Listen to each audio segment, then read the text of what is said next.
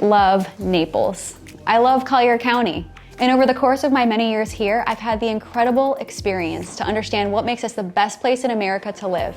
And let me tell you, it's not just our beaches. Far from it, actually.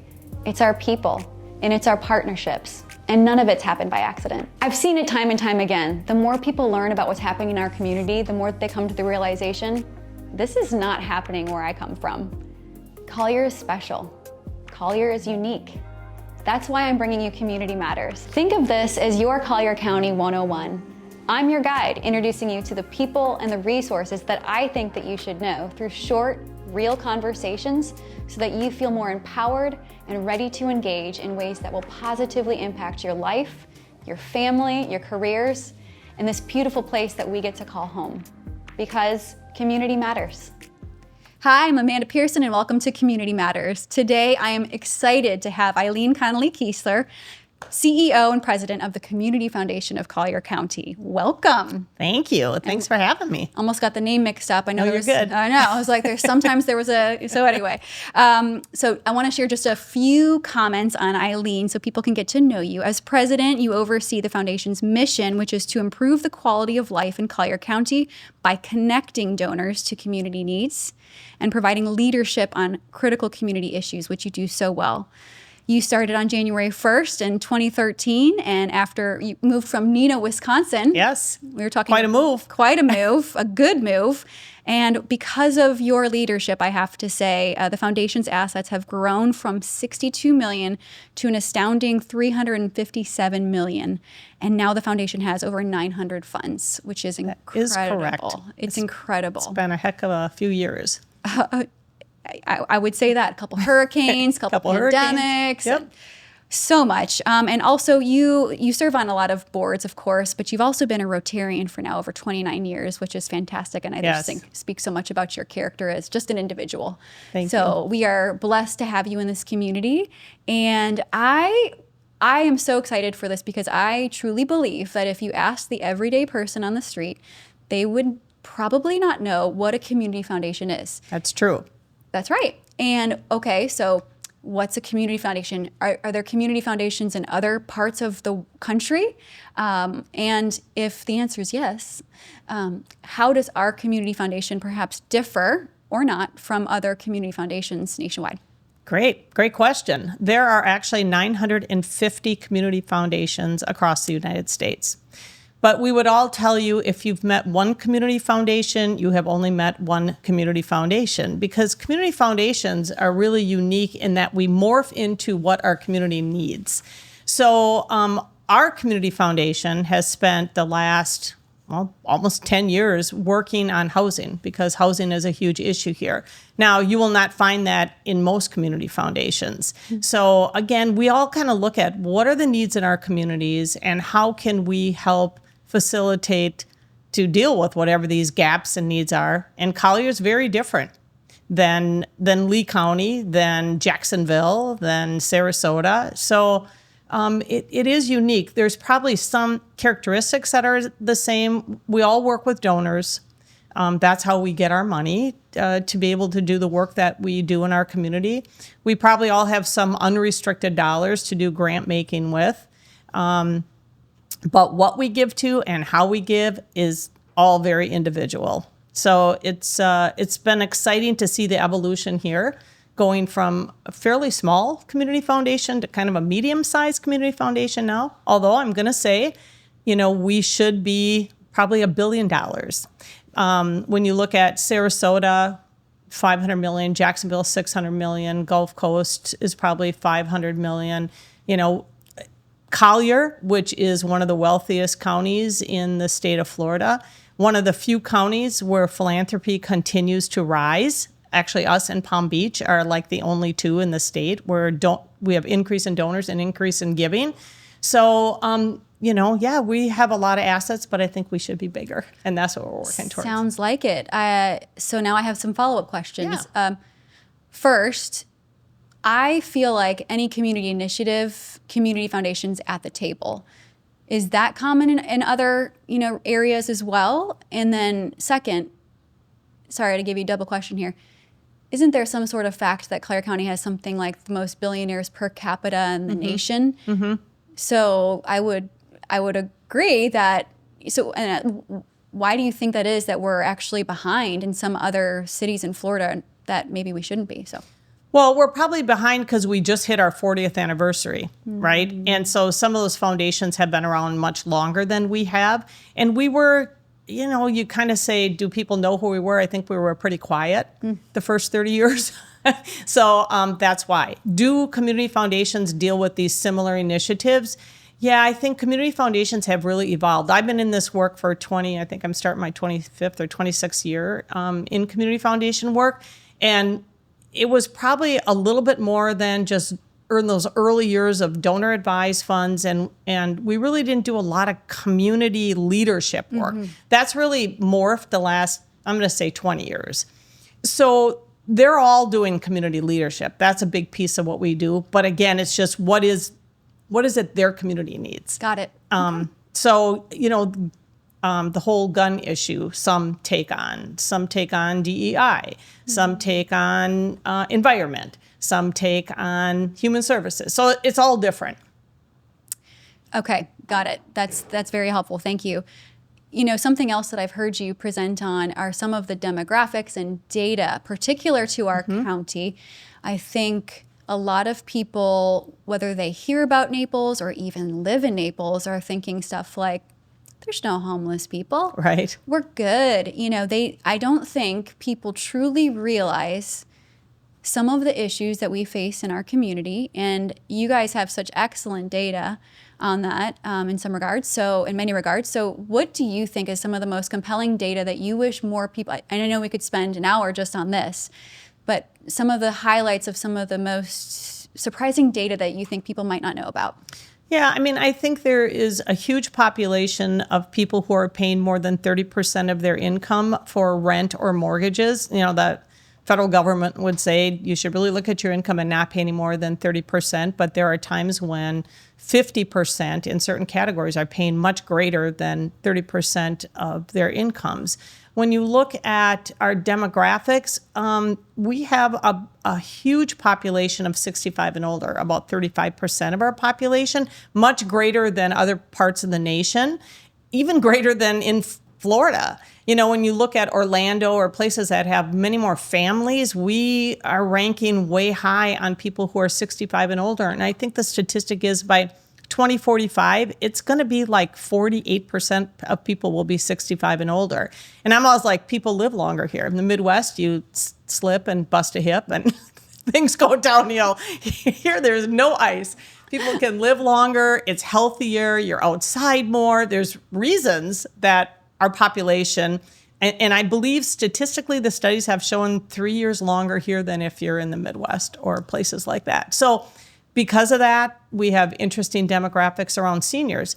And, when I got here in 2013, there was not one senior center in this community, which was so odd to me because you have a population that's older than, coming out of Wisconsin where I came from.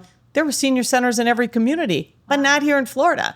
Since then, we have 2 amazing senior centers in this community, but they can't even begin to keep up with the need. Right. So you've got demographics on that. You have poverty. We actually have a higher free and reduced lunch population in Collier County than in the state of Florida. Nobody wants to believe that. 65% of our kids fall under free and reduced compared to Florida, which I believe is at like 60. So that's interesting. And you're right, people don't think they see it because a big piece of our population is living along that coastline from Pelican Bay down to Port Royal. They don't actually have to travel to the east side of town. They don't have to go past, Airport Road. So they're not seeing a whole lot of where people live who are just working here and are not retired here with money. Right. Because the size of our county, landmass-wise, huge. Is what's the size comparison? of Rhode Island? It's huge. Island, size of Delaware, people often discuss, and so landmass. I think we're one of the largest, if not the largest, county south of the Mississippi. Right. We're a small state. Right. So if you're in your 2-mile radius. And when you look at poverty here, it is very much grouped by zip codes. When you get into the eastern part of the county, Immokalee and Everglades City and Golden Gate, very different again than this side that's on the coast part. So it's interesting. It's all here. And the other really interesting thing here in Collier, and this is unique to the entire state of Florida and I think the rest of the United States, is that people domicile here to not pay taxes, right? So there's no money to give the nonprofits if government doesn't take money from people. Where most of us who have moved to Florida from the East Coast or Midwest, we paid property tax, 15% or more. And then counties would turn around and use that money for homeless and for food and for other issues in the community. Here, there is no money. So everything is raised on philanthropy here, to the tune of, our most recent study is showing that nonprofits in Collier County have to raise over $500 million a year to operate, and that's only 17% of their budgets. The rest comes from grants, government, it might be services they provide, something they're selling, whatever. So that number, 500 million, has to be raised every single year. You do not see that in other counties in Florida. When I talk to my colleagues, they're just in shock at those numbers because we have about 400 nonprofits here. Who are providing services. So although you might not think you see it, it is here. It's here and it's alive, and it's homeless, and it's food issues, and it's legal issues. It's everything. That's a lot of need, and it's a lot of money that needs to be raised to fit the need. So I'm just adding in another question here. Yeah. If you were to have a call to action just based off of that alone, if you could wave your magic wand, what would you hope that people would do as an everyday citizen to fill in the gaps for what we have here? I love that question. And the answer for me is fairly easy. I would hope that every resident would consider putting a nonprofit in your estate plan. Because in Collier County, between now and 2032, we've got about $34 billion changing hands from the baby boomers down to their kids, their grandkids, people they care about. And we're just standing here going, if we could capture 3%, that's $1 billion for charity. 3%, and anybody can put 3% in their estate plan. If you have a small estate, it's not going to hurt, and if you have a large estate, it's not going to hurt. Your kids aren't going to hate you, your grandkids aren't going to hate you, and you know what? You might actually teach them something about giving back to a community they care about and they love. People are here because they love to be here.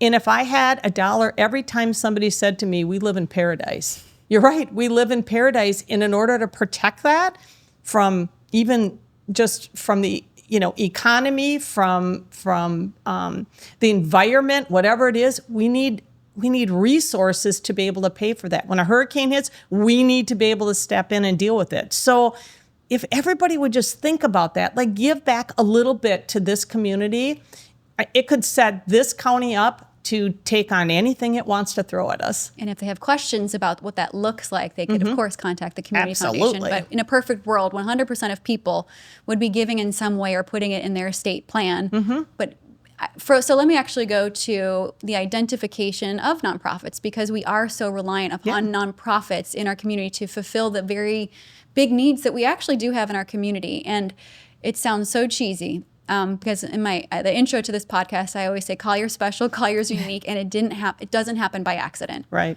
It's not by accident. And I do think we have a lot of people that live here kind of complacently, like, this is great. I love it here. And in a perfect world, they would engage more to help keep it that way. Right. Because we can't take that for granted. Right. Because they come in for 6 months and 1 day. Yeah. And they may not have raised their kids here, and they may not have had a business here. They may not have worked here. So you're right. They just come in and want to spend time here, but maybe aren't thinking about what they had to go through in the community in which they grew up or raised their kids. Right. So I'm very much with you that I feel like it's all of our responsibility to take action. Very passionate about that. So that actually brings me to your nonprofit directory. Yes. Which is a fantastic resource. I get asked if I had a penny or a dollar for every time a person asks me, like, I'd like to get more engaged, but I don't know how. I could help fund your. Okay, so you have a fantastic nonprofit directory. I could describe it, but I'd love for you to share more Yeah. about how can people just hop on to utilize this as a resource to learn more about perhaps engagement with their time, talent, or treasure. Yeah, so in that directory, there's about 280 of our nonprofits listed on that directory. So you can type in education if that's your passion, or arts or environment, whatever it is, and it will pull up for you a list of those nonprofits in this county who are providing a service in that area in which you are interested in. And you can drill down. So you can look at their budget. You can find out for every dollar you donate how much goes to their administration versus how much is going to their programs. It will tell you who's on their board, what their strategic plan is, what their initiatives are, and it can give you a kind of a feel for what this organization is all about, obviously how to contact them, and it will connect you to their 990s, which is the financial piece that we all look at when we're looking at nonprofits to see if they're healthy or not. Budgets are on there, all kinds of information. It's free. Just go on our website and you can pull off from there any nonprofit you might have an interest in. We also, the other thing we have is that dashboard where we're actually monitoring some issues in this, like housing and environment and other issues that, you know, are we doing good? Are we doing bad? Do we know how we're doing in the community on these issues? So that's the new dashboards are fairly recent, about a year old. But that's another great resource if you want to find out a little bit more about Collier County. I love it. So typically the way it goes when people come to me, I'd like to get more engaged in the community. What's my first step? I think a lot of people are asking me to tell them what to do, and you like that? Well, I can't Yeah. because there are 400 nonprofits. Yes. And that would be irresponsible of me to tell them what, right? So my first go-to for them every time is think about what your passions are. Think about what's important to you. Mm-hmm. Go to the Community Foundation's nonprofit directory. Yep. Type in that. Is your passion the environment? Is it education? Is it, oh gosh, there's so much. Veterans, mental Yes. health. Yep. There's so much. So much. You have so many topics, right? And then you click on that and you can have based off of those passions. So I always tell people to start there, learn more, and then reach out. And if they need any guidance from that, I'm happy to support with connections or whatnot. But the nonprofit directory is a significant resource. Yeah, and I think people have to think about, you know, because many times we're sitting down with donors too, and we go, "What's your passion?" They go, "I don't know what the passion is." Okay, what will you write a check to? What will you buy a raffle ticket for? Those are the agencies. Those are the issues that you care about. Then, Right. You know, Yeah. And so those are the things you have to look at. It kind of gives you a place to start. Yeah. I love that. So I really hope, if nothing else, well, no, I hope people do a lot of things after this interview, but I would love for everybody to check out the nonprofit directory, because it's a great first step to educating yourself on 200 plus that you have on your website, but then to think that there's over 400 operating is pretty mind-blowing for our community. And there is a portion of those that are actually operating all on volunteers and that don't have paid staff. And, you know, there's pros and cons of that. People go, that's great because they have low overhead. That's true. But things come with low overhead too. That's right. Sometimes you need to have paid staff, and you want the financials handled by paid staff and things like that. So those are the other things you have to kind of evaluate. Absolutely. Absolutely. So it just depends on a person's passions, interests, and things that they care about, which they can find. So what about some of the projects? You guys have a lot of projects going on. Yeah. Can you share maybe some of what you think, you know, most people should know about with some of the current projects maybe that are highlights for you? Yeah. Well, certainly biggest highlight is the Golden Gate housing project. That was many years coming, and that's a partnership with the county. They gave 23 acres for that project, along with the Richard M. Schultz Foundation and the Morens Park Foundation and the Community Foundation. We jointly invested $10 million into this project, and it was created for essential employees, police, teachers, nurses, EMT, firefighters, to pay a lesser rent in hopes of them being able to, you know, really save enough money to do a down payment and eventually own in this community. And that project is out of the ground. The buildings are up. And I was over the other day, and they were putting cabinets in. Wow. And so I was like, okay, by January, they are going to have the first ones started to be rented. It really was a long time in coming to make this happen, because the city didn't, or the county didn't have land at first, and we had to wait till they had land and Testing the land. Testing the land. There were bats on the land, and all kinds of good stuff that we had to go through to get this far. But having housing here, because it is one of the number one issues that everybody talks about, is affordable housing, to have workforce here. You want your police here. You don't want your police driving 2 hours when there's a crisis in this community. You want them here. Same thing with teachers, the same thing with EMTs, the same thing with firefighters. And then there'll be a second phase to this that will have 120 units for seniors and veterans. Collier Warrior Homes has done an amazing job of moving veterans out of the woods here and into housing, but there's not enough housing for veterans. And so that's part of what this 120 will do. These 120 units is really help to pay for veterans and seniors. We at one point had about 60 senior women living in cars.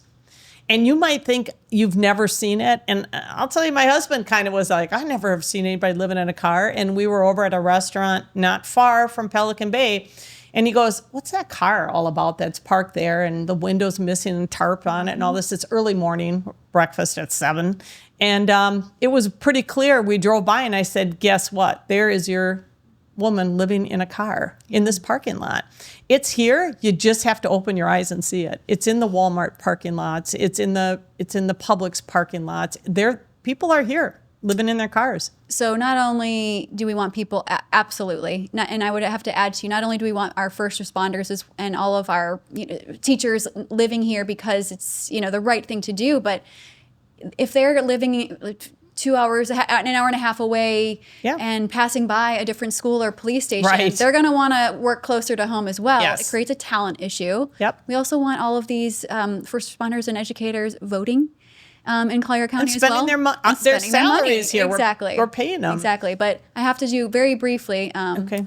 You said people are living in the woods? So people were living in the woods behind the that. Walmarts. It was primarily veterans who were in the woods, and many have post-traumatic stress. Some have drug and alcohol. Some just really don't know how to deal with the things they've been through with being in the service. And so that's where they kind of would congregate and be with each other. So it is, I know people have a hard time believing that, and they have a hard time believing that women live in cars, but that's what happens here. Absolutely. And I think just the other piece on projects, the Community Foundation, along with many other organizations like United Way, have been working the last 2 years to create, it's called a COAD, so it's Community Organizations Active in Disaster, but it's really organizing all the nonprofits and working with emergency management and government so that the next hurricane, which hopefully will be many years from now, if that were to hit us again, it's how we respond as a community. And we don't want to duplicate in areas.